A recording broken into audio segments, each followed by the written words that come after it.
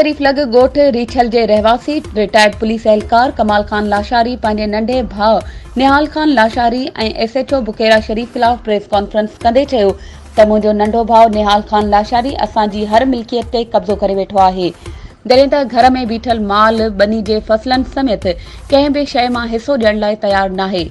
कमाल खान लाशारी वधीक ॿुधायो त मुंहिंजो भाउ निहाल खान लाशारी वकील आहे, जॾहिं त SHO बुकेरा शरीफ संदसि विंगारो बणियल आहे। संदसि वधीक चवण हो त इलाइक़े जे MPA MNA समेत हर बाला ऑफिसर खे दांह ॾिनी पर को बि तदारुक न थी सघियो। उन लाइ ही प्रेस कॉन्फ्रेंस मुंहिंजे रिकॉर्ड ते रखी मूं सां इंसाफ़ कयो वञे।